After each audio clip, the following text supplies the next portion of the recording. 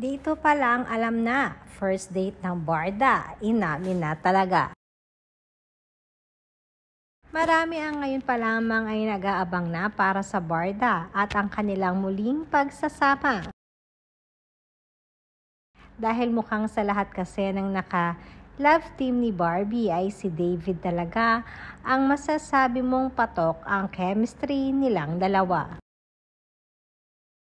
Hindi tuloy maiwasan ng mga netizens na balikan ang mga pinagsimulan ng Barda kung saan ay una pa lamang ay madami na ang kinilig at natuwa sa kanilang tambalan. Matatanda ang last year sa naging interview nila sa Pep TV ay inamin ng dalawa ang mga hinahanap nila sa kanilang magiging first date. At para bang maging ang host ng show ay hindi rin mapigilan ang kiligin sa mga sagot ng dalawa. Para kasing iisa lamang ang i-describe nila sa isa't isa. Parang sila na ito talaga.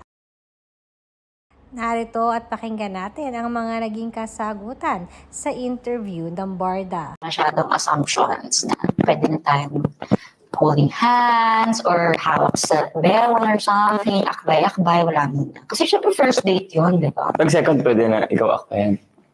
Ba't mo tinatanong? I think big turn on sa akin kapag nag-offer sila ng bill on the first date. Pero hindi ko sila papabayaran na. Pero parang... Nag-react lang sana ako. Okay. Hindi ko sila papabayaran. Pero It's parang, giving alpha female-ish. Parang, I can pay for myself. Yeah, gives off us, parang kaya niya yung sarili niya. And, Confident. confident. Capable ganun. siya. Ako, gusto ko mabango. Mabango. Ma-perfume, mabango ang hininga, mabango ang kamay, malinis, maputi, ganyan. Malinis lang. Ayoko nang may facial hair, ayoko nang maggulo masyado yung buhok or ganyan. Basta mukhang malinis lang, gano'n. Okay. Malinis ang intention. Okay. Ganon. Yung kanina, na kung turn on, yung nabanggit yung kanina, ano naman yung turn off sa first date? Sa first date, Ikaw muna. Ako muna. Ang turn off sa first date, late. Bakit ganon?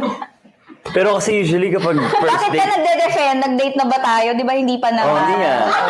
Hindi ko pag date, yung lalaki naman yung susundo. Ba't ka galit?